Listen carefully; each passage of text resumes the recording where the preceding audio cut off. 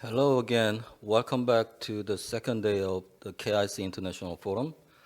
And I'm Han-Gyun Kim, Senior Research Fellow at KIC, the chair of the third session for today. The session three will discuss about cybersecurity, and the session have three presenters and three panelists. And let me introduce the first speaker, Professor Choi. Professor Kyung-Sik Choi is now professor at Boston University and director of graduate program in cybercrime investigation and cybersecurity. He's an expert on cybercrime investigation and computer forensics. And he also has joined KIC Cybercrime Project, which is Virtual Forum Against Cybercrime in cooperation with UNODC. Professor Choi will give his presentation on the topic of case study of problems in digital infrastructure. Professor Choi, you have 20 minutes, please. My name is Kyung-Sik Choi. I'm a professor and the director of cybercrime investigation and cybersecurity program at Boston University. I would like to give a special thanks to the KIC for inviting me as a guest speaker. It is a great honor and pleasure to be part of this meaningful event. Let me briefly talk about the evolution of crime. The classical school of criminology was not interested in studying criminal behavior, but rather law-making and legal processing. Then we start empirically studying criminal behaviors using various advanced scientific methods since the early 1900s. We currently share knowledge for facilitating various criminal justice practices. Then cybercriminology has been very recently emerged. We are in the stage of the fourth industrial revolution using cyber physical system. IoT, cloud, and AI would be good examples. This is the age of global connection which can provide the power to transform entire system of production, management, and governance through the cyber physical system. In other words, we live in a society where technology is essential for living daily life. I argue we are in the era of cybercriminology. Cybercriminology is the interdisciplinary study of the causes of cybercrime which combines knowledge from criminology, psychology, sociology, economics, political science, computer science, you name it, like any scientific disciplines to deliver in-depth understanding of nature of cybercrime in criminal justice field.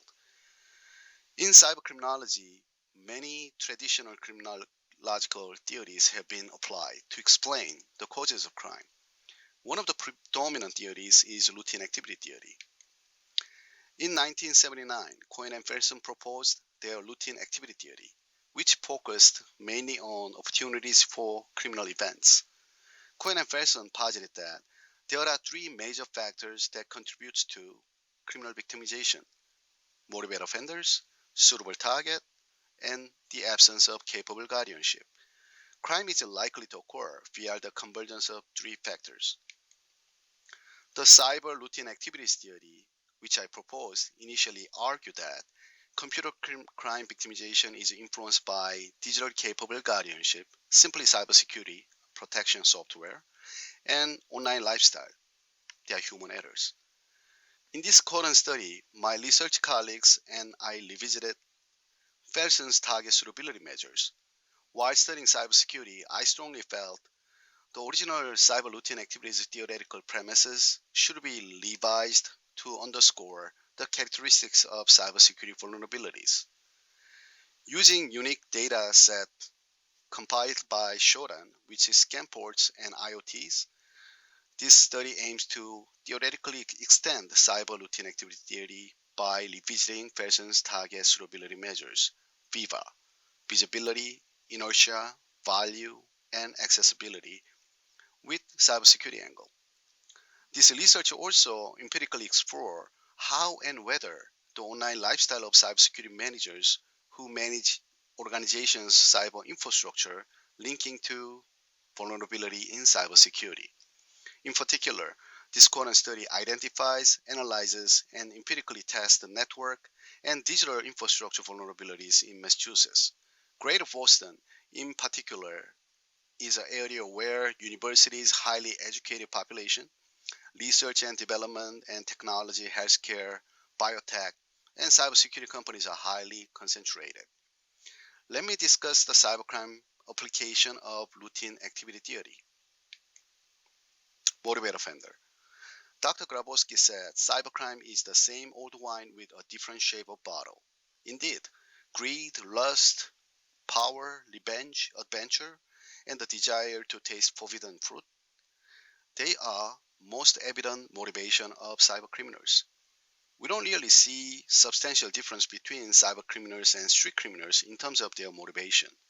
However, new shape of bottle, meaning different method of crime victimization using internet and technology. We can easily speculate motivated cyber offenders are given situational factor. Thus, the motivated offenders measurement was not included in my current study. Capable guardianship. Unfortunately, the current capability of many law enforcement agencies are very limited. Most local and state law enforcement officers lack knowledge concerning the processing of computer data and related evidence. The CyberIT replaced this factor with cybersecurity software that are understood as a digital capable guardianship. In the CyberIT, major cybersecurity software was the most important factor to mitigate computer crime victimization. In the current study, we did not include this factor due to the difficulty of collecting all the cybersecurity software information reflecting each of organizations in Massachusetts. When studying cyber infrastructure vulnerability, it is essential to re-examine target suitability measures. Felsen presented 4 different target suitability measures based on potential offenders' perspective. They are value of target, the inertia of the target, the visibility of the target, and the access to easy exit from offense's location. Crime opportunities for cyber intruders can be analyzed in terms of the vulnerability of the systems and networks. A vulnerability assessment is the process in which one can identify, quantify, and prioritize or rank the vulnerabilities in a network, infrastructure, or system. In other words, a vulnerability assessment is a search for bugs, weakness, or exposures so that we can apply, patch, or fix to prevent a compromise. To understand vulnerability assessment better, it is important to briefly discuss the Common Vulnerability Scoring System, CVSS, which is commonly used in cybersecurity.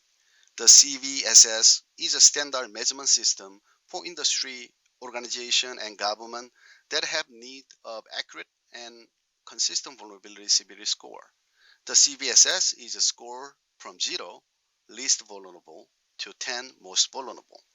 And it is not only a good mechanism for understanding the severity of vulnerability, which intrinsically turns into potential threats, but also for informing cybersecurity experts and managers when deciding what to prioritize and when to patch.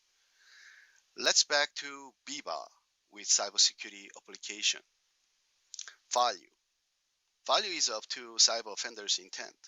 It could be monetary value for financial cybercrime or sexual gratification for cybersexual predators. In this study, we follow tradition of value being regarded as a given condition. Inertia.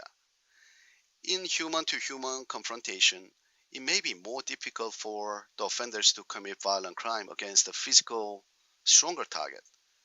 Comparatively, in cyberspace, the level of inertia of crime target may be affected by volume of data if cybercriminals have a limited computer system. However, now cybercriminals enjoy unlimited cloud space and incredible speed of internet. In a cybersecurity field, the inertia of crime target becomes much more important.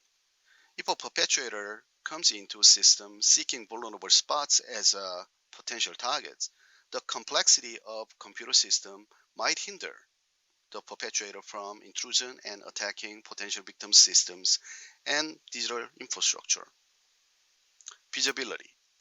The visibility of crime target refers to how much information is visible to potential offenders. Cybercriminals gain the digital information from online users through various hacking tools such as IP trackers and password snippers. Thus, I argue that cybercrime targets are globally visible to cybercriminals in cyberspace in the original cyberLAT. However, managing the vulnerability of system, networks, and software and hardware can be understood in cybersecurity. In the current study, attack vector is a measure to explain how the vulnerability is exploited. Accessibility. Accessibility refers to as the ability of an offender to get to the target and then get away from scene of crime. The accessibility of crime target in relation to vulnerabilities in cybersecurity is understood as being easily attackable. Authentication, which requires credential before exploitation, was used to measure accessibility as a theoretical component. Therefore, three components of target suitability in VIVA were independent variable. As I mentioned, value is a given situation. Complexity is defined as an additional step to exploit the internal computer system. Vector is measured to explain how the vulnerability is exploited. Authentication requires credentials before the exploitations.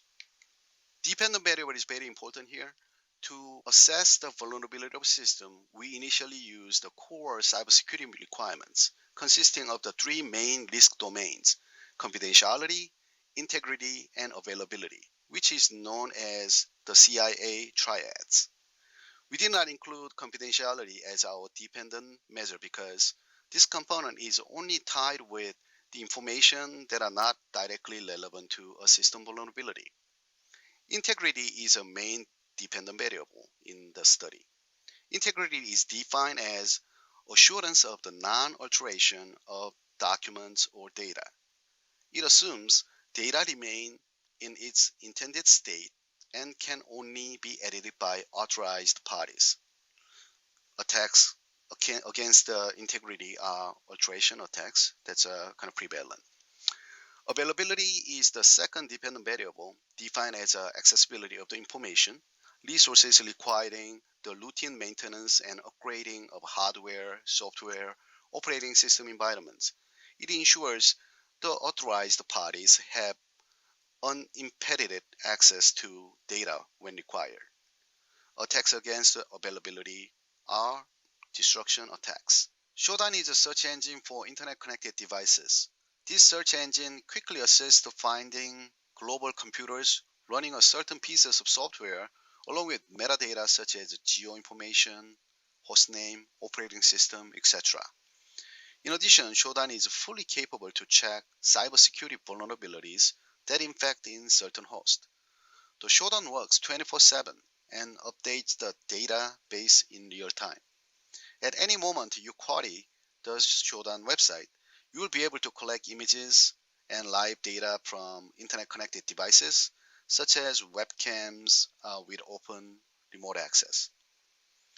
We can search servers with vulnerabilities based on countries, state, or city level. As you can see, we can easily narrow down to servers in South Korea and collect additional information from a company. Let's examine Korean company, Korea Telecom. I picked this company because I see CVE2019-0708, a remote code execution vulnerability, which is a critical cybersecurity vulnerability. Plus, I even see their operating system, Windows 7 version, that is vulnerable to ransomware attacks. Let's check this CVE through Shodan exploits search. Shodan returns detailed information derived from Metasploit, which is one of the most popular pen testing open source programs. We can also retrieve detailed information from National Vulnerability Database. MVD assessment provides summary and CVSS severity level. In this case, version 3 scores 9.8 critical and version 2 score 10 high. Version 3 offers more detailed cybersecurity vulnerability assessment score when compared to version 2. However, version 3 has a limited information on all the vulnerabilities. This vulnerability score shows perfect score of 10, meaning this server can be extremely easy to be attacked, and the system is likely owned by attacker without much efforts. I hope you understand the concept of Shodan search utility. Let's move on to the current study. After completing a search based on Massachusetts, we extracted data with an option of downloading the search result in JSON and CSV format. JSON format delivers the collected information with all accompanying metadata. The CSV format returns a file containing the IP, port, banner, organization, and host name. We use the Shodan command program to transform the file information to reader-friendly format using parse commands. From the Shodan search, we identified 39,032 servers and 1,579 vulnerabilities. Let's preview the transform file. We moved the detailed information into our database, TSV format. Okay, here's our file preview and our collected data. Here's the descriptive stats for sample. For the analysis of the current study, negative binomial regression model was used. The table displays the zero-order relationship among variables. From control variables, information technology industry was identified as a high cybersecurity risk when compared to other industries by excluding all major variables. Two major cybersecurity vulnerability factors, availability and integrity, were significantly and positively related to three components of the target suitability in Viva: vector, complexity, and authentication, as well as three cybersecurity managers' online behavior. Vector was a significant of both availability and integrity in the full model. In other words, the more the information is visible to potential offenders, the more systems are vulnerable for availability, in this case destruction attacks, and integrity, alteration attacks. However, authentication was significantly and negatively related to only availability, meaning the less organizations systematically support individuals to use authentication login, the more systems are vulnerable for destruction attacks. In terms of cybersecurity managers' online behavior, count over 1 year was significant of availability, while total gap days and count over 1 year had a significant and positively effect, and count over 5 years had a significant and negatively effect of integrity. The organization that did not update software patches for 1 year, short period, were more likely to be vulnerable of destruction and alteration attacks. There are many ways to expose, alter, disable, destroy, steal, or gain unauthorized access to computer system, infrastructure, networks, operating system, and IoT devices. Usernames and passwords are still the most common types of access credential and continue to be exposed in data leaks, phishing scam, and by malware.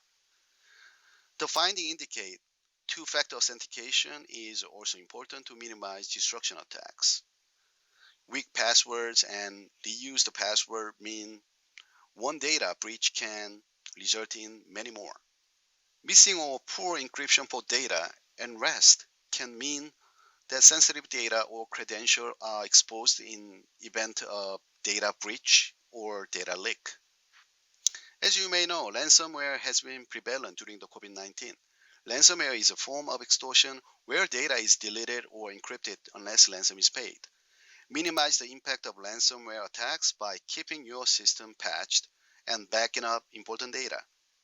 Ensure that each of the organization's key systems are backed up as a complete system through processes such as imaging to enable the quick recovery of entire system. Misconfiguration of cloud services or using default credential can lead to data breaches and data leaks.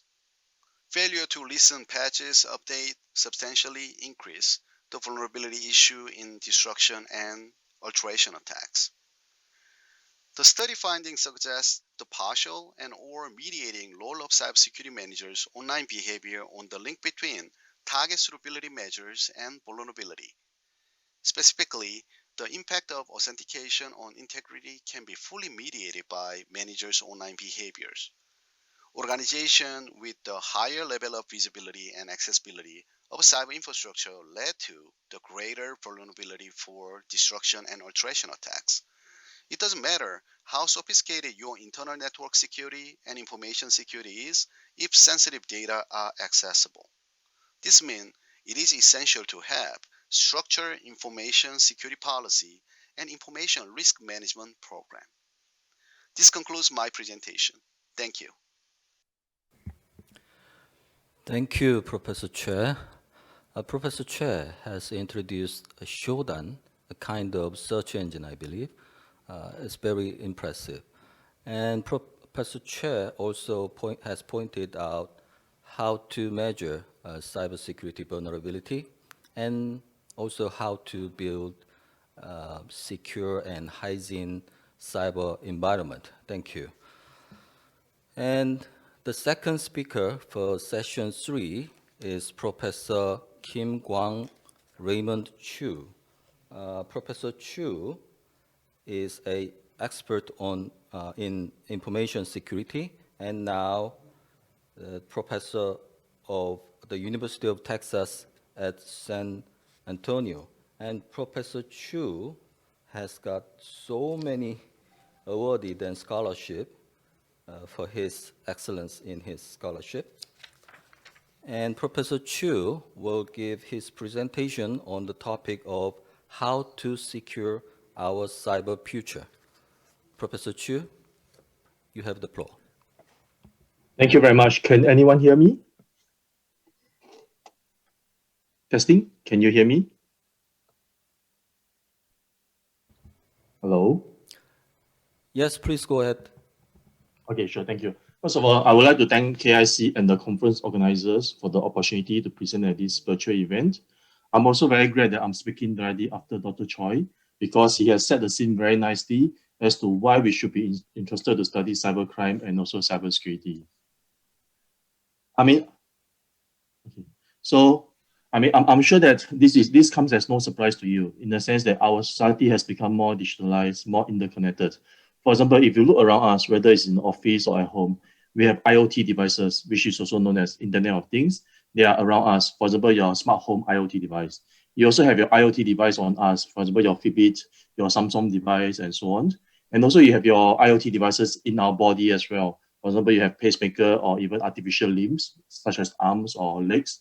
And so on. So in other words, our surroundings, the place that we are in, and our bodies are increasingly influenced and controlled by digital devices and systems. And these digital devices are constantly talking to each other and exchanging information. They're collected from around us, our surrounding, and also from our body in us and so on. So as you can see on the slide, which is this is taken from a fairly recent Gartner research article. Based on this research, they observed that technology is changing the notion of what it means to be human.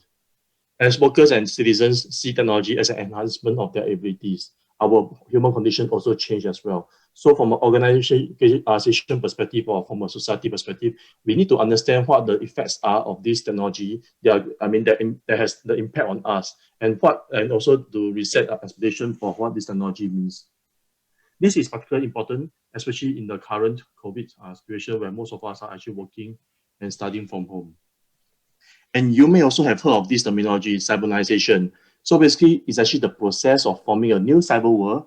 I think earlier, Dr. Choi mentioned about cyber physical world. Yes, indeed, increasingly, our physical devices, the things around us, the things in us, and our body itself is actually increasingly interconnected with the cyber world. So that's why we have this new cyber combined worlds in the sense that we have physical, we have social and mental worlds all combined into one cyber combined worlds or one bigger ecosystem. So as with any technologies, whether it's the older technologies or the current emerging or contemporary technologies, there are always potential cyber criminal and privacy risks and challenges. For example, Benjamin Franklin once observed that nothing is in this world is said to be certain except for death and taxes. I'm sure if we add cyber attacks or cybercrime to this list, no one will actually object to this, right? So from both policing and also cybersecurity perspective, I believe that it's important for us to understand how attacks or cyber attacker can actually take over our system, how they can get into our systems. For example, what witnesses assist in our cyber physical worlds? Are these witnesses in the people, that's you and me, home users? Are these witnesses in the process, or are these witnesses in technologies? It can be any of these or a combination of these. And any of these vulnerabilities can be exploited to get access to not only our data, our system, but also our body, as our body are increasingly interconnected with other devices and systems. So by understanding how cyber attacks can take place, we can then design more effective security solutions. That's why it's important to study both the cybersecurity and also the cyber offensive research. So moving ahead, the threats are no longer in cyberspace because 10, 20 years ago, we were thinking, okay, cybercrime malware is only going to affect our system. It's not going to affect us. It's not going to affect my body. But increasingly moving ahead, it's going to be branded. The threats are going to be cyber physical threats, and they are going to have physical consequences. And also the threat actors are no longer script kiddies who are sitting in the garage. They're going to be nation states. They're going to be advanced persistent threat actors.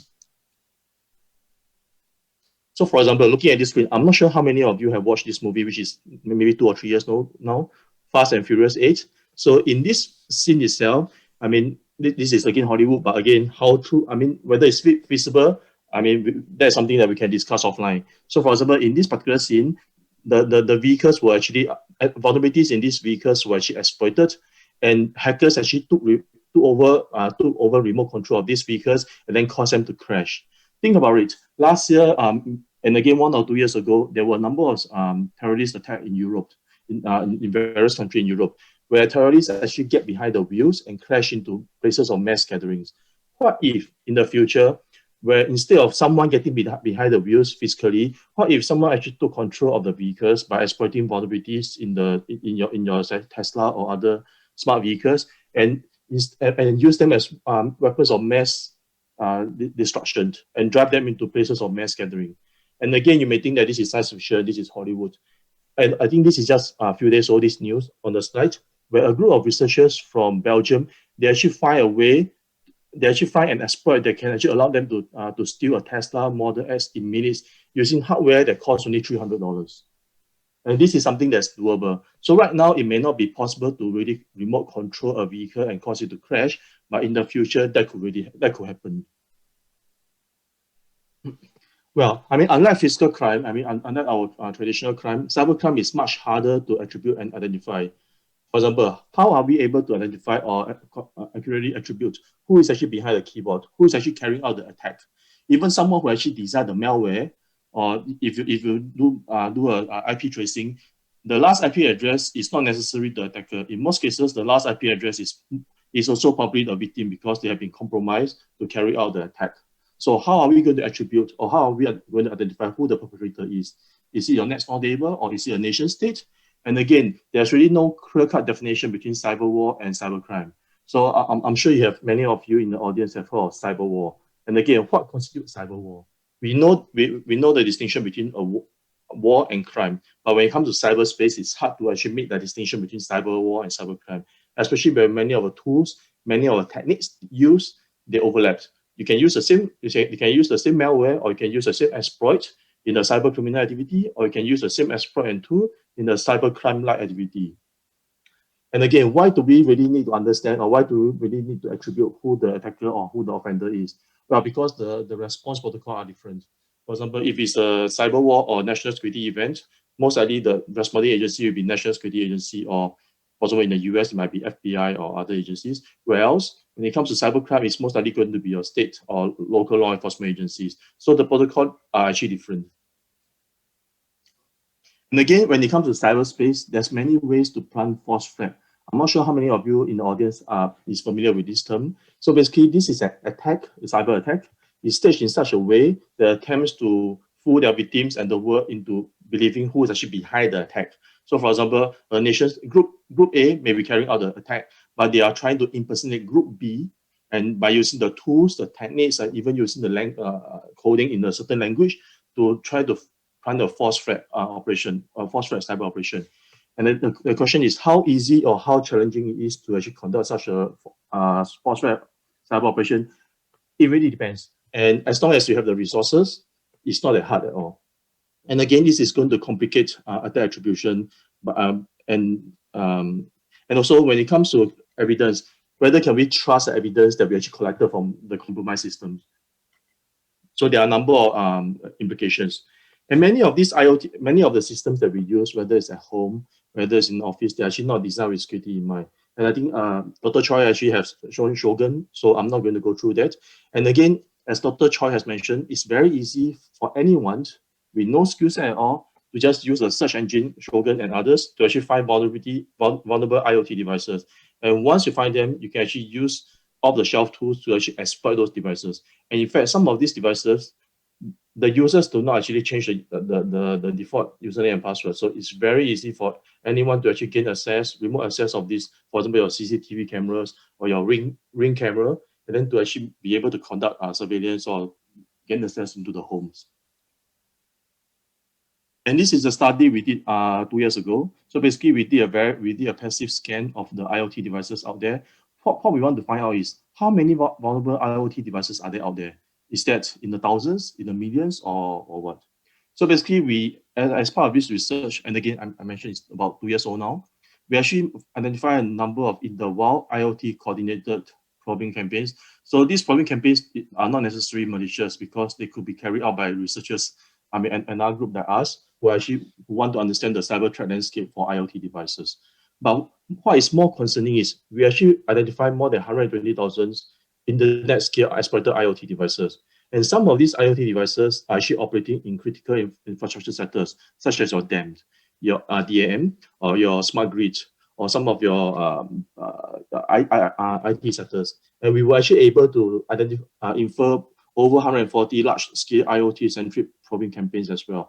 And in this case, because this is a research, we could not actually engage with these vulnerable IoT devices, but any cyber criminals could have gone a step further and trying to exploit these IoT devices to gain access to data or to gain access to whatever is connected to them.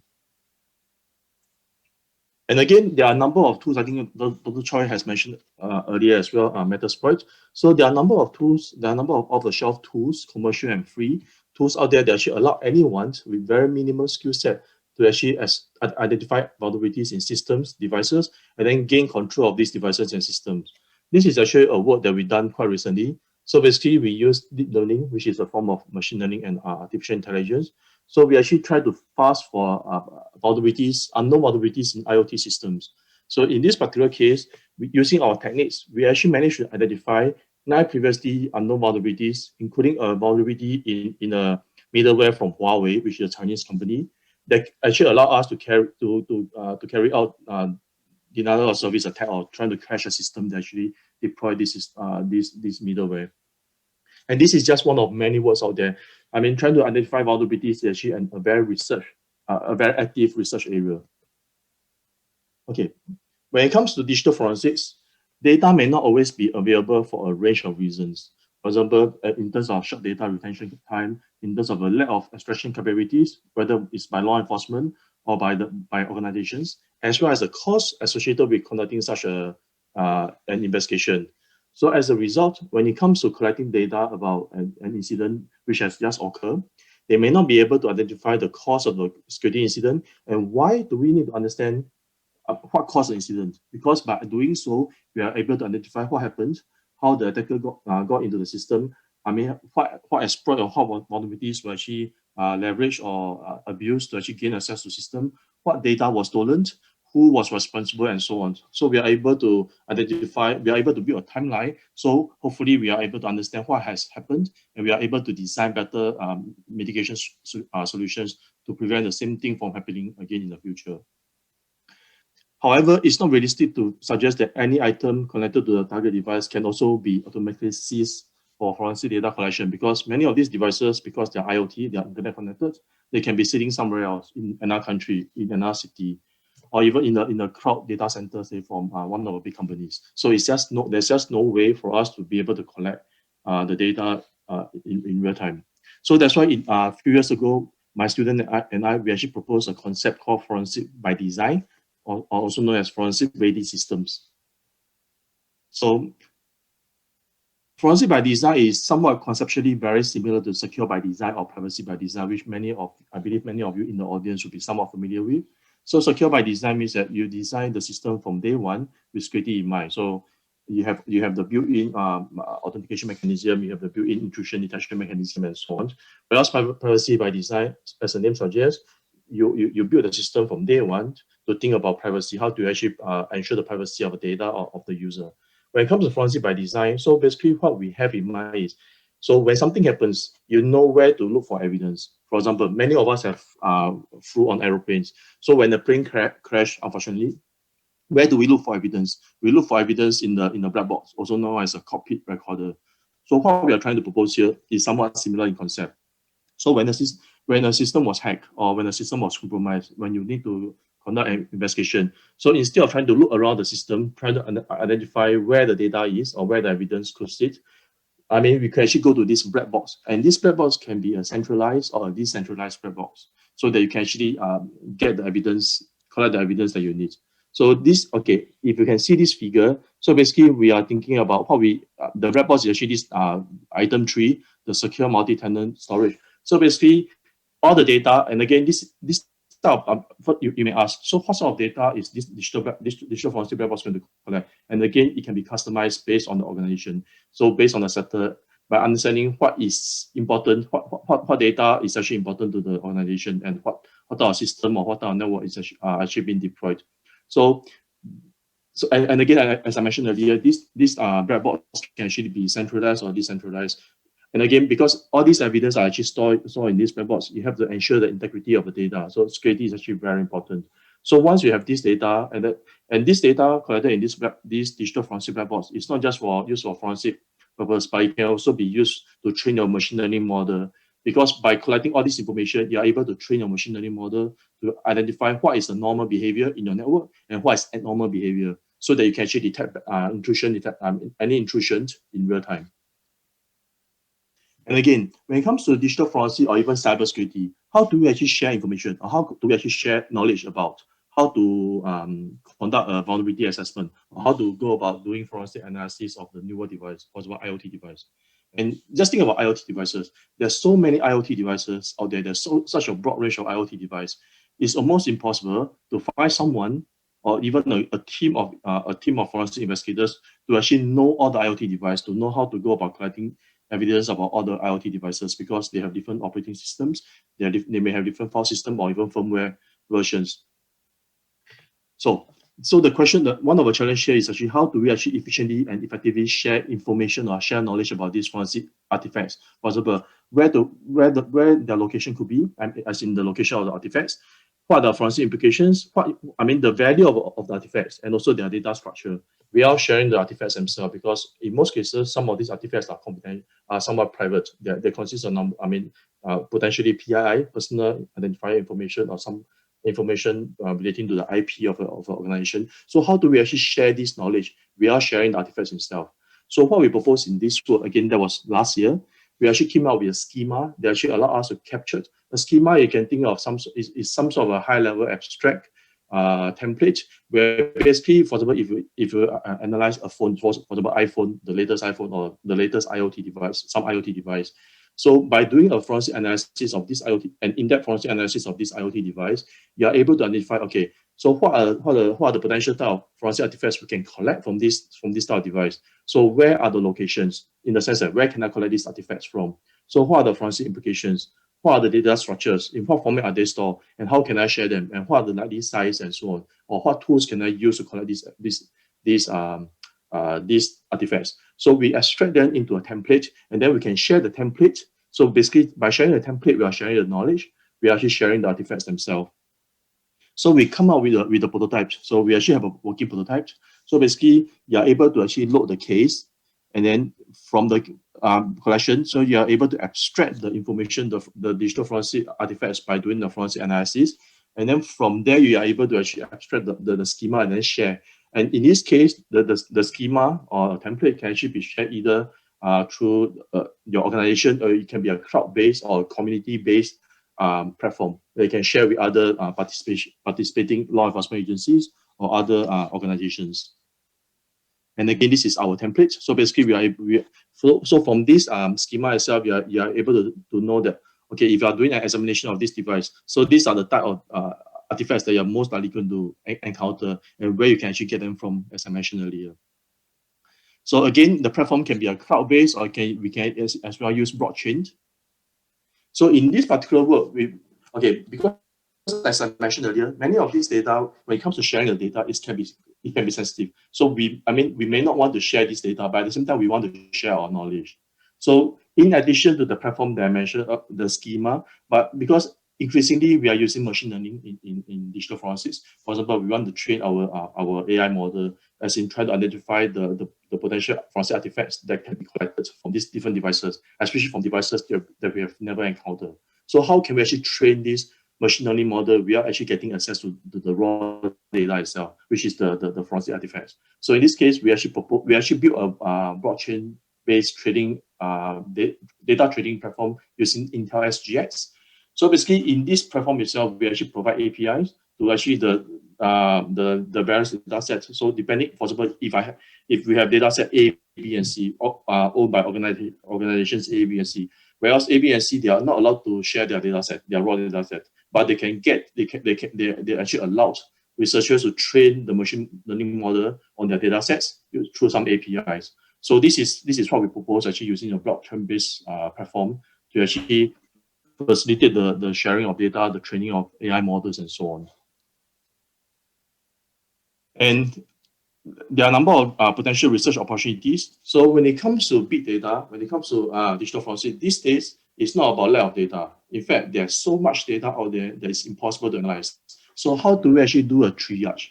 So when we are doing a triage, what are the potential implications? What about selection bias? So for example, if we use machine learning model, because many of the machine learning models, they are not interpretable, they are not explainable. So how do we actually explain, how do we actually prevent selection bias, in the sense that why is this evidence, or why are this set of forensic artifacts chosen and over another set of forensic artifacts? Is there any way that we can actually explain that? Because there's so much data out there, as I mentioned earlier, there's no way we can actually examine everything. So how do we actually more effectively select the right set of forensic artifacts to examine? And also when it comes to forensic ready tools, and I mean earlier we have a look at Shodan. So there's search engine out there like Google, Shodan for various purposes. Do we have a similar search engine for forensic? So for example, if I want to do a forensic investigation, I want to search for, say, certain artifacts A. All I have to do is just to go to the search engine and then search for artifacts A, and it's going to present the result just like Google or just like Shodan. But the thing is, there's no such search engine right now for forensic analysis. So can we actually design a Google-like search engine, something like Hadoop for big data analytics or TensorFlow for AI? Can we design something like this for forensic analysis, whether it's IoT or digital forensics? And also, as I mentioned earlier, machine learning. So how can we actually use machine learning to help us facilitate real-time incident response and forensic investigation? For example, earlier I mentioned about the digital forensic black box. Because right now, one of the challenges when it comes to digital forensic research or investigation is there's the lack of data in the well.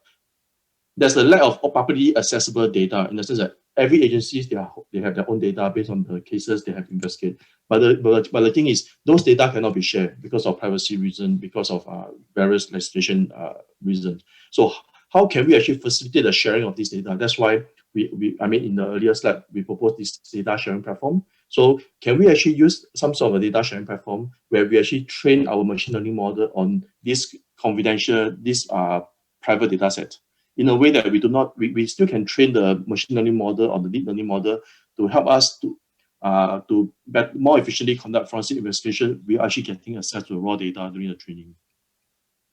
And again, because we only have 10 to 15 minutes today, so I didn't have time to go into deepfake. But again, I think deepfake is something that has been in the news for at least in the last 6 to 12 months. So there are many deepfakes out there, whether it's text, audio, and videos. So the thing is, can we trust the evidence that we are going to present in court? How do we know that the evidence we present in court is actually real, the real thing, and not some defect materials? So can we actually use machine learning or deep learning approach to actually help us defeat or detect defect materials? And how confident are we when we present evidence that in court that this is actually fake or this is not fake?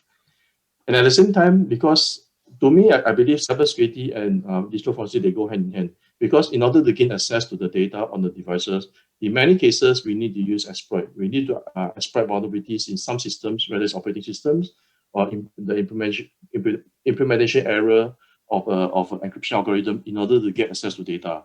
So again, on the topic of machine learning, can we actually use machine learning to help us identify and exploit vulnerabilities to gain access to evidence for a court purpose?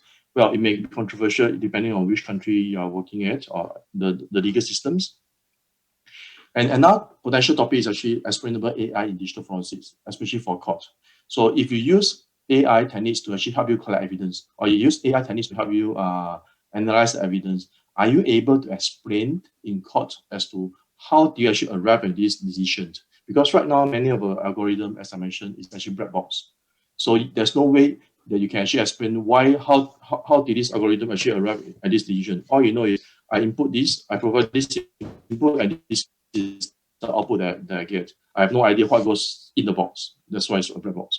So can we actually design explainable AI techniques to help us to conduct some of the digital forensic analysis or even collection of evidence? And then we are at the same time, we are still able to explain what goes on. So as I mentioned earlier, I think data set is actually one of the challenge when it comes to doing forensic analysis. So right now we're actually building a honeynet architecture for IoT device, where we are going to have both physical and virtual devices. So what we are hoping to understand here is, because this is a honeynet, so we are going to expose part of the honeynet to the outside world. So what we are hoping to see is how to actually understand how do actually the attackers actually attack the system. What exploit do they use? How do they actually go around doing the reconnaissance? So basically, I think Thomas Hott earlier in his keynote speech, he mentioned about crime script. So basically, we are hoping to build a crime script here to actually explain some of the cyber criminal activities so that we can better understand the behavior. And then based on this data and based on this behavior, we can maybe actually train our machine learning models to better detect some of this intrusion as well. So with that, I end my presentation. And again, thank you for your time. Thank you, Professor Che, for sharing lots of knowledges in both technical and non-technical responses to any risk in cyber security. And thank you. And our last presenter for session 3 is Professor Kim, Sunju Kim at Korean University. Professor Kim is now professor at School of Cybersecurity in Korean University and was a member of Presidential Committee on the Fourth Industrial Revolution. And for this session, Professor Kim will present on some controversial topic of cyber threat from North Korea. 김 교수님 20분 내로 부탁드리겠습니다. The presentation will be made in 20 minutes. Can you hear me? 예, 말씀하시죠. Yes. Please go ahead, sir. Yes, good morning, everyone, and thanks for inviting me these honorable discussions. And I'm Sunju Kim from Korea University, and today I'll talk about the North Korea's cyber powers. First of all, do you know what this number means? According to the Korean intelligence agencies, there are more than 1.62 million hacking attempts per day to the South Korean government and also the agencies. Most of these attacks originated from North Korea and followed by the China and Russia's. And also in recent days, attacks from the Iran and Pakistan have increased.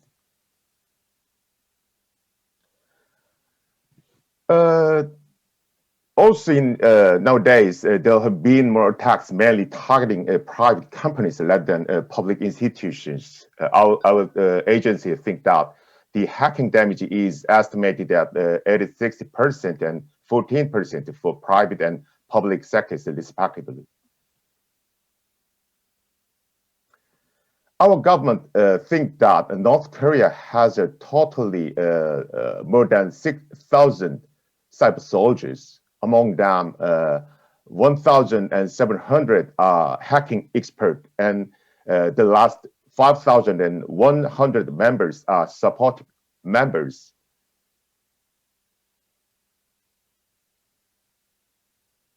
This table shows that the representative North Korean hacking groups, including Lazarus, Blunov, and Andariel, and Reaper.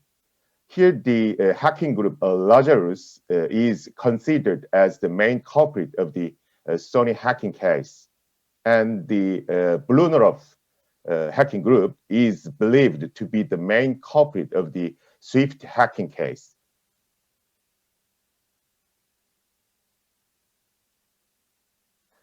Here, you should note that depending on the analysis company, North Korean hacking groups are called different names.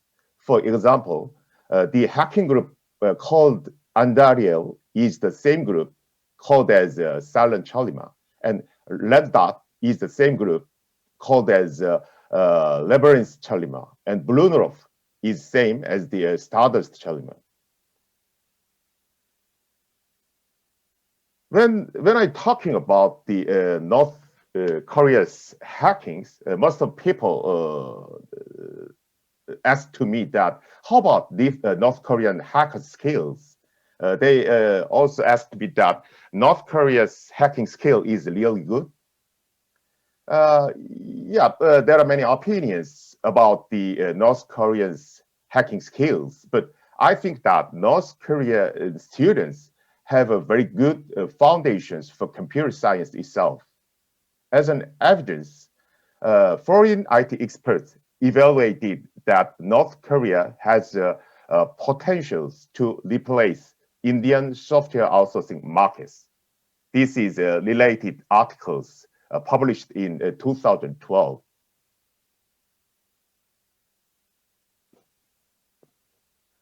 And also, there is a very famous international collegiate programming contest called ACM ICPC. But several years ago, students from Kim Il-sung University in North Korea participate in this contest. In this ACM ICPC contest held in 2016, North Korean teams ranked at higher than Stanford University teams. This is Kim Il-sung University teams. These are teams from the Kim Il-sung University ranked at 228th, and this is Stanford University teams, and this team ranked at 51 is our university. As shown this, I think that the students from the North Korea who study about the hacking skills has very good foundations about computer science itself. And also, North Korean hackers have a very strong motivations, such as Kim Jong-un's encouragements, and also they have very solid knowledge about the military operations. Because of these, tracking the North Koreans' hackers' attack is becoming more and more a difficult one.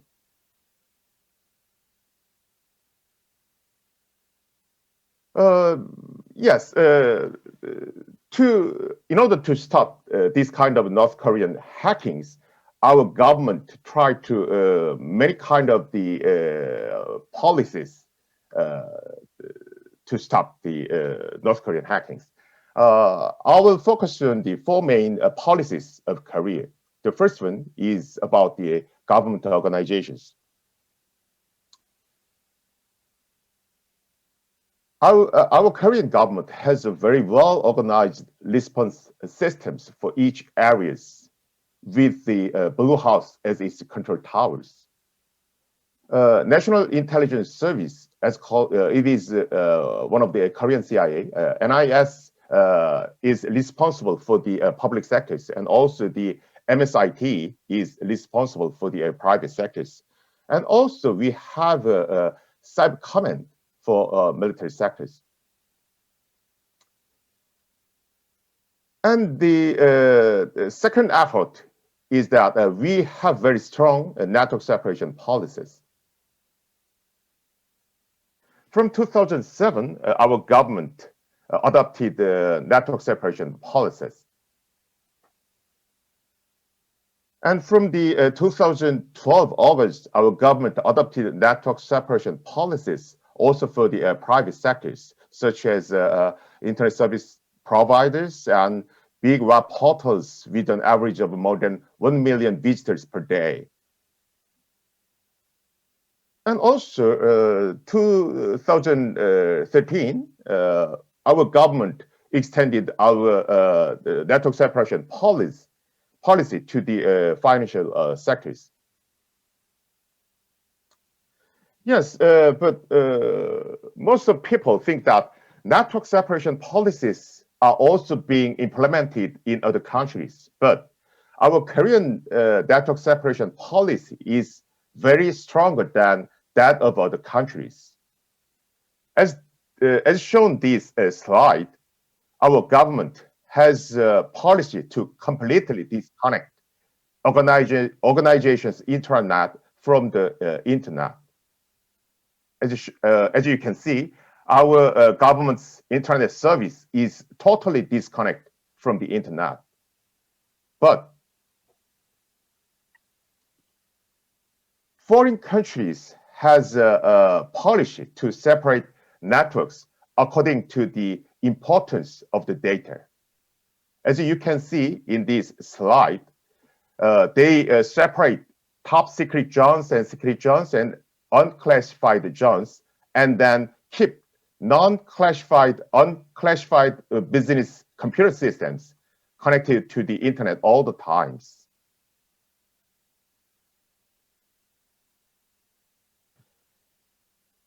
The third one is about the cybersecurity information sharing systems. Today, information sharing systems is recognized as a very important means to effectively prevent cyber attacks. And so many countries such as US, EU, UK, Japan are establishing cybersecurity information sharing systems at national levels.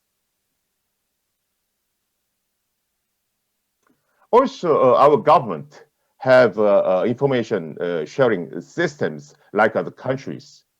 From 2014, Korea Internet Security Agencies, Korea Internet and Security Agencies developed the CTAS.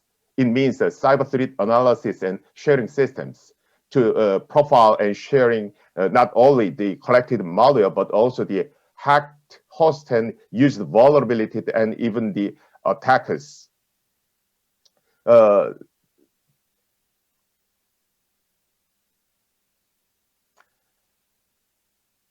the fourth effort is about the investing in the human resources. In 2012, our government was inspired by Israel's Talpit programs and made Department of Cyber Defense at Korea University. In 2016, we graduated 30 students for the first time. This is a joint educational program with the Korea Cyber Command. The students of this department has a full scholarship, and after their graduations, they should employed in in military sectors for 7 years. We accept top-tier students in the national college entrance examinations. And also, we have several public sector and government sectors cybersecurity education programs, such as CS Tech and KICIF Academia and so on. And among them, most famous one is KITRI's BOB programs. This best BOB programs has a very strong peer-to-peer mentoring style education systems.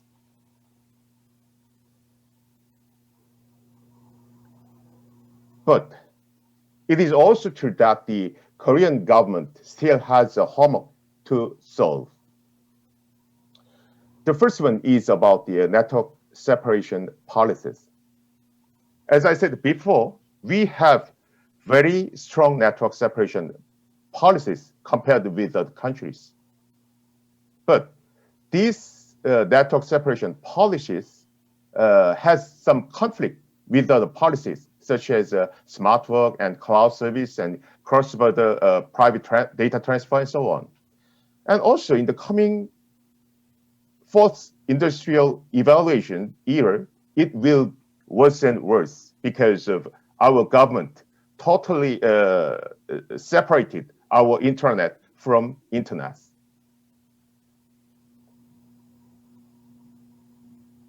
The second open problem is about the tracking hackers. Recently, authentic companies, here authentic means the open source intelligence. So nowadays, authentic companies have been in the spotlight. But as cyber threat intelligence companies are competitively disclosing threat profiling information for proportional purpose, it is becoming more difficult to track hackers. And also, if there are no legal issues, private companies don't try to analyze the reason of the hacking accident. And also, nowadays, most of the developer uses the cloud and Docker systems.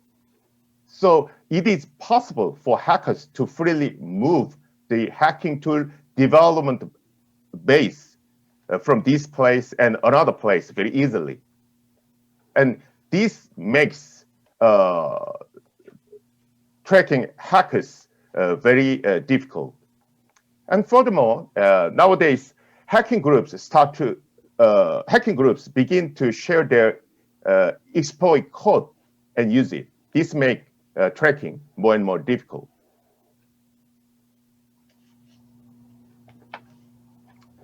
And also, nowadays, most of countries suffer from the COVID-19.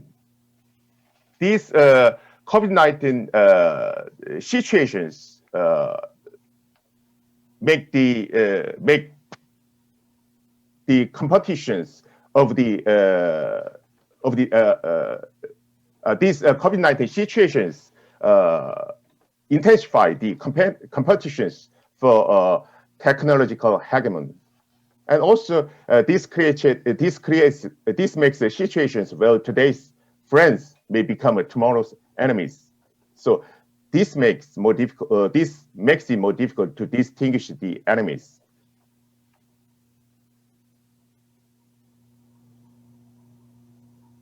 And the third problem is about the sanction. Most of people say that when the North Korea attacked the Korean company or the other countries, we should take a cyber attacks against the North Korean government. But I think that retaliations through the cyber attacks is meaningless because North Korea is less dependent on the internet. So an eye for an eye style regulation is not effective. So we should adopt the proportional response. However, it is very difficult to do this without the participation of many countries around the world. And also, some experts say that North Korea's export of the cyber weapon systems should be banned.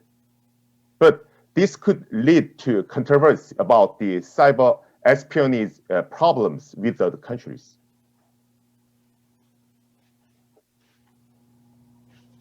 Yes, this is all I have prepared in the future, but I would be very grateful if everyone here could present a lot of ideas to solve my open problems. I have exact solution about these four open problems, and these open problems not easy one, but I think that cyber attacks from North Korea is not technical one anymore. So we should adopt the political means, diplomatic means to stop the North Korean hackings. And because of this, we should collect more and more opinions from many countries around Korea. Thanks for your attention. Thank you. Thank you, Professor Kim. Now we can see North Korea does have hacking capabilities, but Professor Kim has introduced South Korean government's measures against cyber threat from North Korea. Thank you.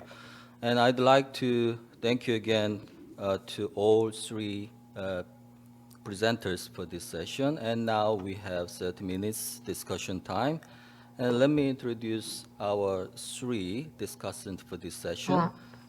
First, Professor Hannare Lee at Bridgewater State University. And also we have Director Sojung Kim at National Security Research Institute. And also we have Professor Ki-bum Kim at Sungkyunkwan University. And you have less than 10 minutes for each. Please, Professor Lee. Professor Lee, you have the floor. Hello, I'm Hannah Lee, an assistant professor and co-chair of Cybercriminology and Cybersecurity Graduate Certificate Program at Bridgewater State University in Massachusetts. First of all, I would like to thank KIC for this great opportunity to join and share valuable insights with our other colleagues around the world. And I would like to thank you, Dr. Choi, for an excellent presentation that discusses a wide variety of cybercrime issues from historical background to theoretical concerns to practical matters. It was quite informative and interesting, especially when you integrated the CIA elements to the cyber routine activity theory, demonstrating the importance of visibility, authentication, and patching procedures. These findings provide an excellent opportunity to apply and assess the theory and increase awareness for the general public, while providing valuable recommendations for scholars and practitioners. Since this is a growing issue that requires more attention, I would like to ask three questions to understand and clarify more in-depth knowledge in the field. First of all, your study demonstrated that there are various ways to dismantle computer systems and networks. From your study findings and personal evaluations of the field, what would be the most vulnerable risk factors in cybersecurity and cybercrime issues that both scholars and practitioners need to pay extra attention to, and why?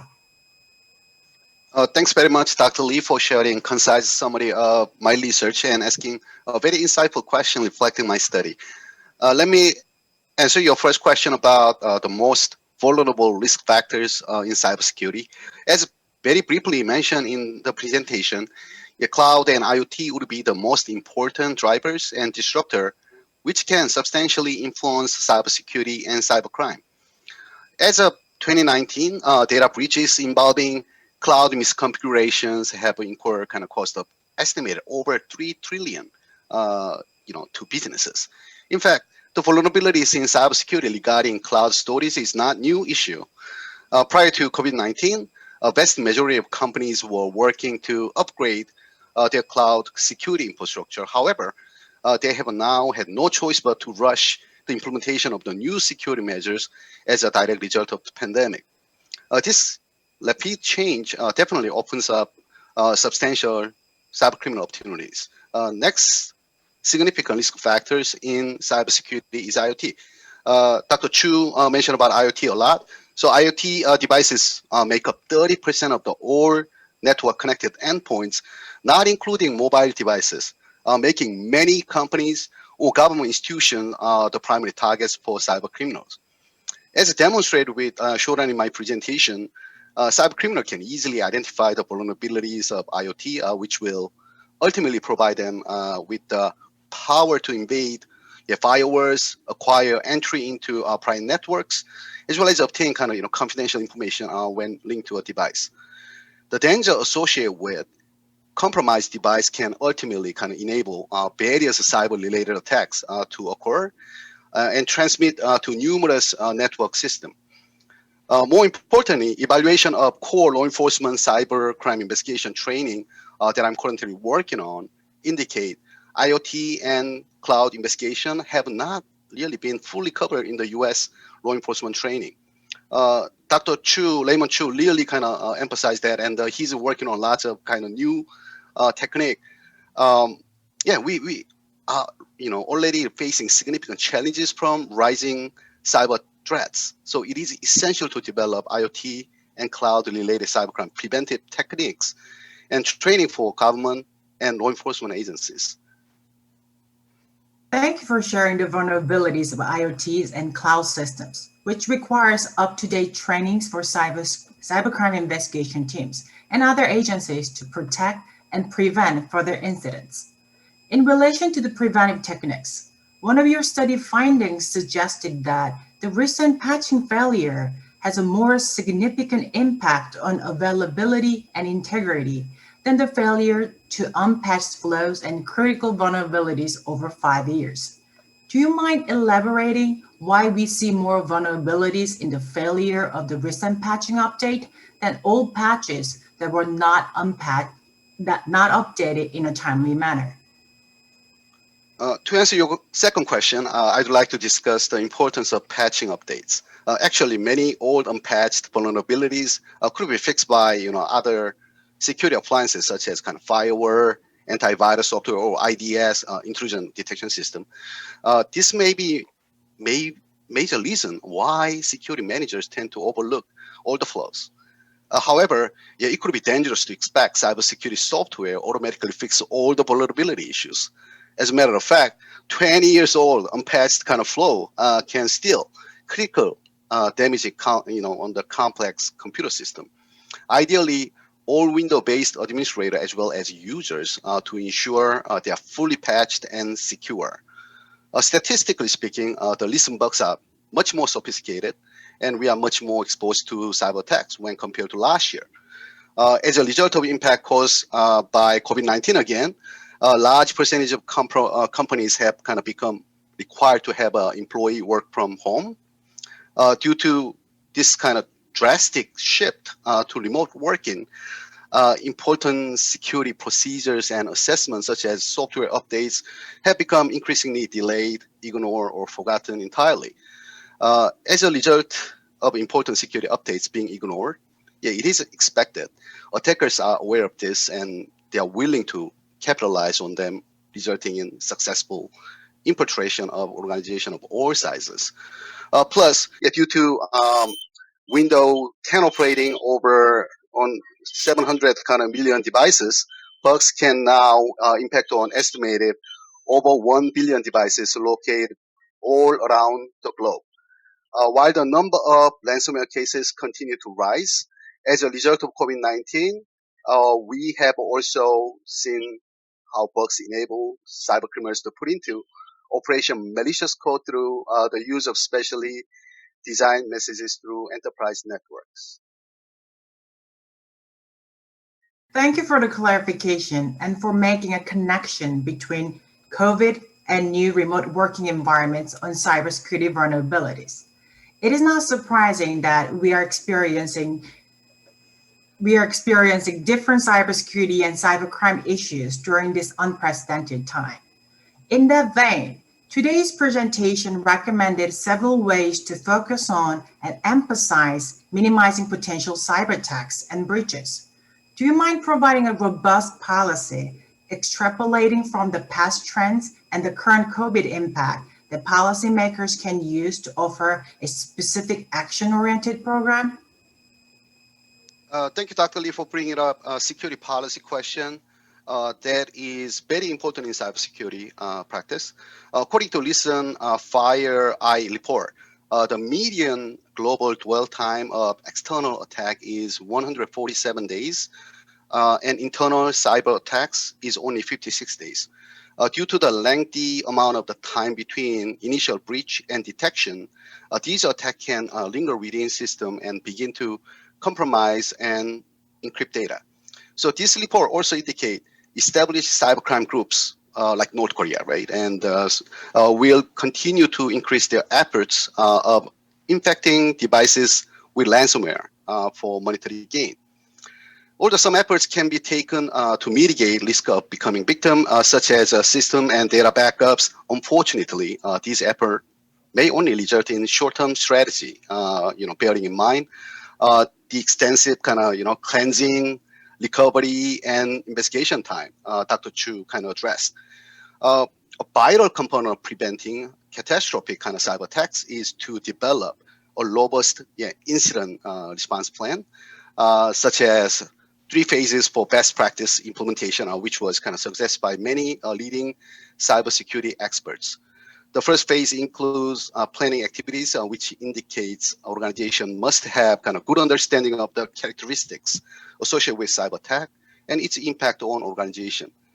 It is crucial organization assemble cyber attack response teams, as well as develop well kind of structured crisis management and communication standard operating procedure.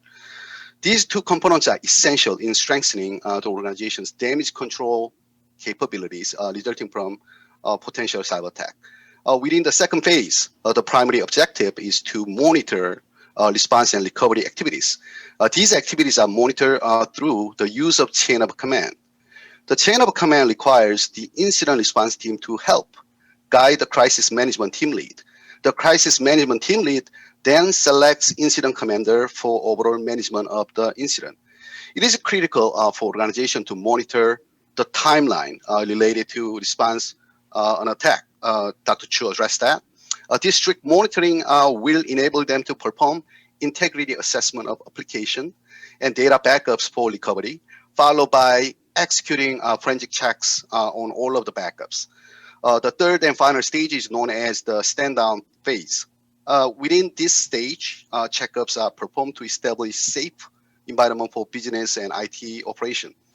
This stage also includes, in-depth analysis of, response and the recovery process, and evaluate them for future advancement. By operationalizing a solid incident response plan within organization can ultimately preserve the system while maintaining the security and safety of data, helping to eliminate any potential for future cyber attacks. I hope I fully answered your questions. Thank you. You did answer my questions fully. Thank you very much, Dr. Choi. Thank you. Good questions and answers. Thank you. And second discussant is Director Sunju Kim. Please. Good morning and good evening, online and YouTube. This is Sunju Kim of National Security Research Institute. I'm very honored to be here, International Forum of Korean Institute of Criminology, to discuss the cybersecurity and cybercrime at the same time. Before starting my talk, please understand that I cannot share my video with the institution's security policies. The one thing I'm pretty sure is that this picture is much better looking than what I am now. And I understand I have 5 minutes or so. Let me turn to Professor Chu's presentation. I ask for your understanding as I have more thoughts while listening to the Professor Chu's explanations than when reading the materials, and I have questions, and these questions, they are not prepared in advance. Based on the concept of forensic by design framework, he has suggested a method to collect and secure applicable evidences in a changing environment. It was a great opportunity to gain a deeper understanding of the challenges and needs of the solutions from a new perspectives. Especially, I fully agree that the attribution and identification is the most hardest challenges, and the words and crime is not easily distinguishable. Nevertheless, I believe that we are making the same efforts as today to identify criminals and attackers who have overcome this, trace the source and proof, and punish and prepare countermeasures. With Professor Chu's explanation, I could understand a forensic by design frameworks allows the integration of forensic tools into the development of cyber physical systems that can help organizations recover from the attack. This concept is one of the best ways to think about the policies and technologies in a convergent way, especially if they are formed by international norms. So regarding the forensic by design concept itself, I wonder how this concept can be realized with the 5G environment. For example, even if it is not automatically feasible for the forensic data collections, IoT network is going to be based on 5G. So is it possible to have a real-time response? And then secondly, as a policy researchers, when it is applied or implemented in real field, we need to think of the credibility of this concept, not to have any procedural conflicts. With that, are there any institutional examples that can enforce this concept on manufacturers by regulations? If not, what should be considered to have this procedure or regulations? I also wonder if there's any international standards or certification systems applicable to the concept. Thirdly, to be able to share relevant information, we have to think about the reliability, I guess. In particular, it is necessary to guarantee the reliability of the participants, the reliability of the system that we'll use, and the integrity and reliability of shared information. Is there a way to guarantee this? As our third speaker, Professor Kim Sunju says, there are threat information sharing systems in both private and government sectors, and public sector also have its information sharing system, which was run by National Cybersecurity Center, which is responsible for the government sector. So what are the advantages and differentiations of the proposed information sharing scheme compared to the existing threat information sharing systems? So finally, because there are no borders in cyberspaces, there are problems with the cross-border electronic evidences and cybercrime investigations and law enforcement. So even after the third UNGGE report, which declared the online has the same sovereignty as offline does, cyberspace sovereignty is still difficult to apply in the same way as existing sovereignty. So it is necessary to focus on who the data manager is, not just the physical location of the data, and it is required international consensuses. So recently, for example, the US DOS issued a statement pointing out that an end-to-end encryption of technology companies makes it difficult for law enforcement agencies to deal with crimes such as child sex exploitation, violent crimes, and propaganda of the terrorists, and that poses a serious threat to public safety. This issue was approved by Five Eyes, Japan, and India, and will be addressed as a major issue at open-ended working group of UN, which is being held concurrently with the 6th UNGGE. Thus, I hope the concept of the forensic by design can be helpful to settle the future policy conflict issues of data localization and sovereignty.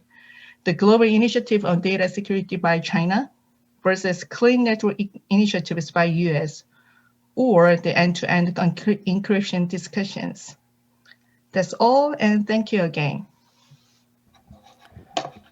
Thank you, Dr. Kim, for your comments and questions. Actually, we have a time limit, so why don't we invite Professor Kim first, and then you all three presenters may give your own answers, okay? So, Professor Kim? 예, 안녕하십니까. 저는 Good afternoon. I'm Kim Gi-bum from Sunju University. I would like to thank the organizer once again, KIC, for the invitation, especially our first speaker, Dr. Che. That was a very interesting presentation, very useful presentation as well. And Raymond Chu, he's my Facebook friend.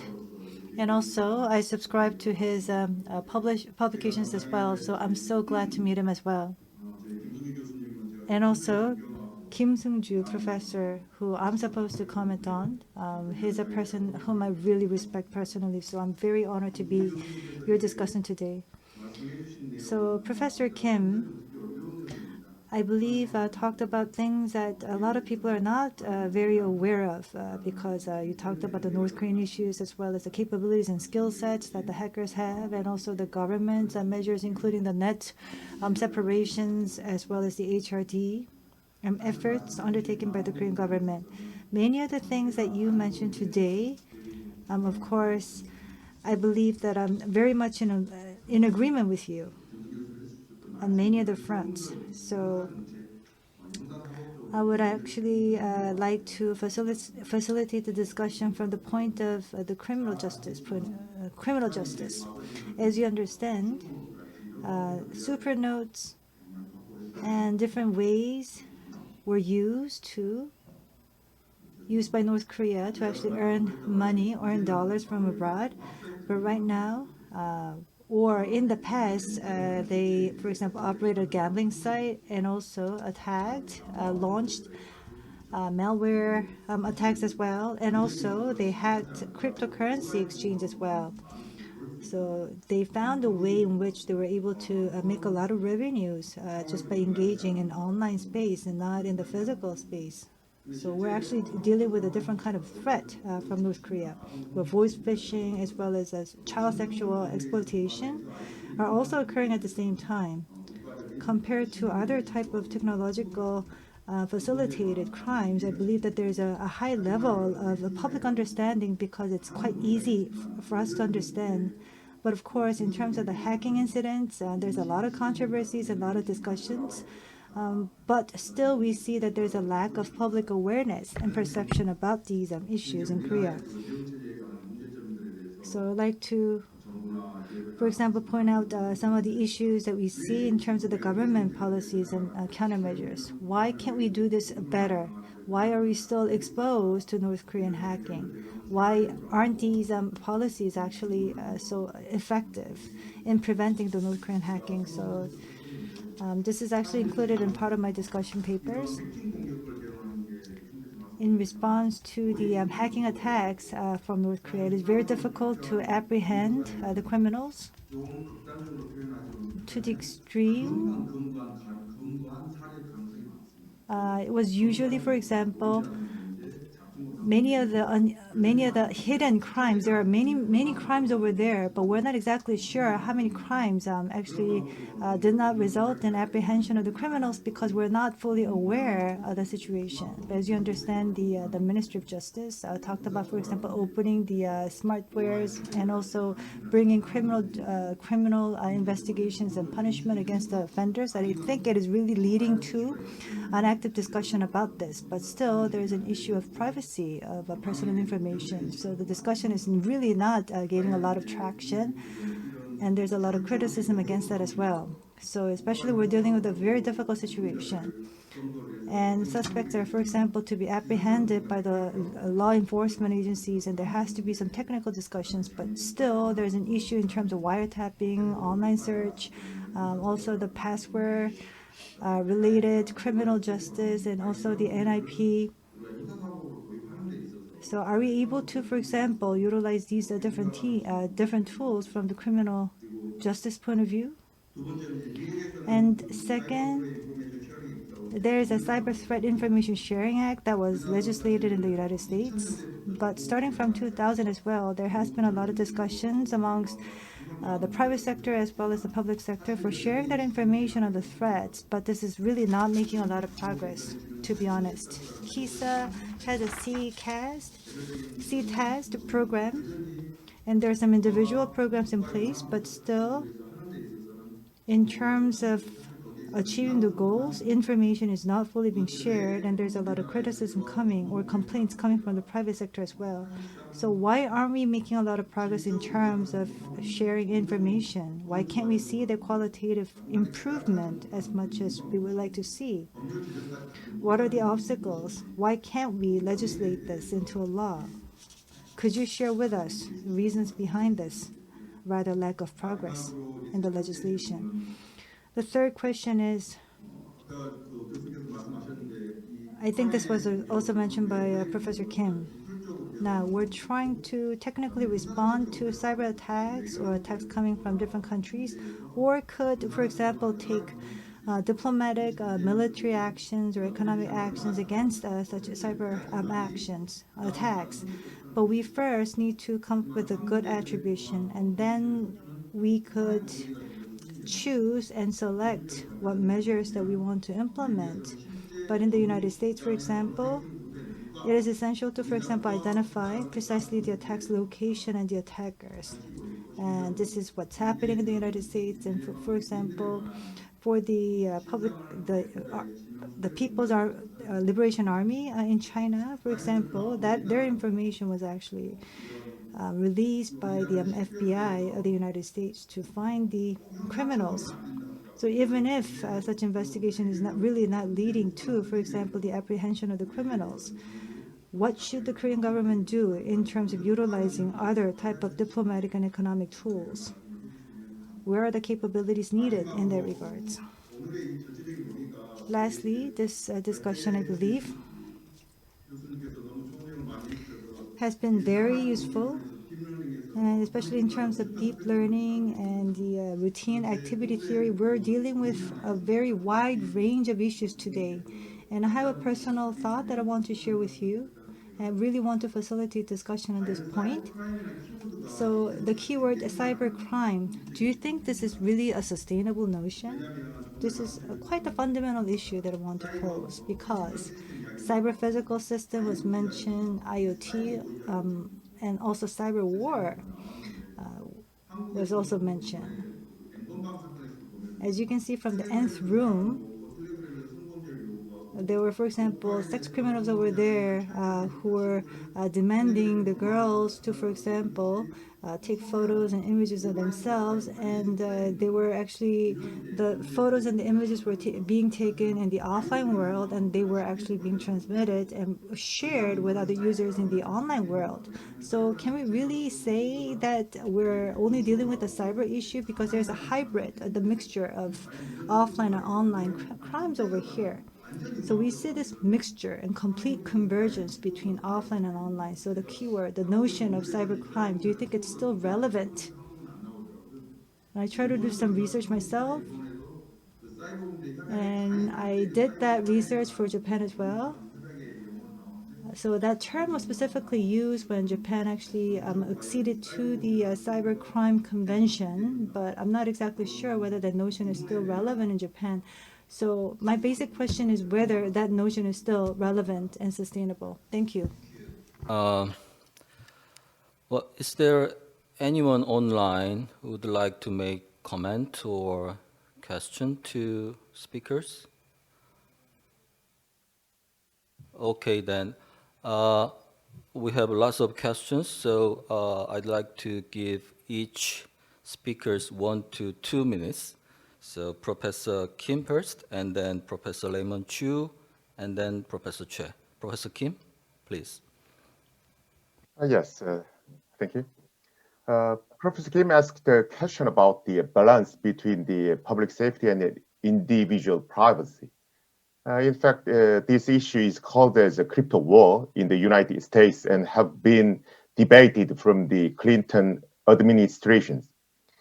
Due to the recent Corona-19, this debate seems to be getting more attention. I think that for public safety, personal privacy may be limited to some extent by the law. Especially in recent years, global IT companies continue to increase the strength of end-to-end encryption technologies without taking into account the situation where it is being abused. So I think this is very irresponsible. So I think that global IT companies should consider about the abuse of the security products or security functions of their product. But in what case the privacy can be restricted should be decided through public debates like this conference. And second question of the Professor Kim was about the information sharing systems. I think that in order for the information sharing systems to function properly, it must be operated according to the give and take rules. Most security companies think that their vulnerability information as important asset. This means that in order to improve information sharing systems, the government needs to consider what profit the company can get. Especially when government agencies have achieved, when government agencies get some result by using information sharing systems, government people often promote it as their own achievement. I think that this behavior needs to be restrained. Appealing to the patriotism needs to be stopped now to improve the information sharing systems at national levels. Finally, I think that cyber threats or cyber crimes are no longer technology specific issues. Now, it is an issue about diplomatics. In other words, international cooperations and information sharing and technology sharing is very important things in the area of the cyber threats and cyber crimes. So in nowadays, the Korean government say that international cooperation is important, but our government has not yet come up with the specific plans. So in the future, I think that our government needs to present a specific cybersecurity diplomacy roadmaps, such as with what countries we should make some relations for what. So I think that to prevent more and more detailed cyber crimes, we should make some global relationship than before. I think so. Thank you. Thank you. Professor Raymond Chu. I agree with Professor Kim's from Korean University's comment about cybersecurity and also the other panelists about cybersecurity is not just about technology issue, but it's also political, diplomacy, and legal and so on. So I think there was a question about earlier about forensic by design from Dr. Kim from National Security Research Institute. So when it comes to forensic by design, there's also another term that's somewhat used in the literature as well. So it's forensic readiness. So I think in one of our comments, you asked about whether there's any international standard. I do not believe there's any international standard for forensic by design, but there are some. I think there is an international standard that's somewhat related to forensic readiness. So in the sense that we design systems to make sure that it's forensically friendly or ready, that can help us to collect evidence when an incident happens. And also when it comes to real world examples of a forensic ready system, I'm not sure if I'm aware of any. And again, the audience can point me in that direction because, and again, I think forensic by design is a concept that's somewhat fairly new and not really taken off yet because as similar to cybersecurity, it's not just a technical issue, but it's also legal, privacy, because when it comes to GDPR or even in Korea, you have your own privacy legislation. There are privacy considerations as well. And I think earlier, Professor Kim from Korean University mentioned about information sharing. Companies are reluctant to share information beyond their companies, beyond their organizations.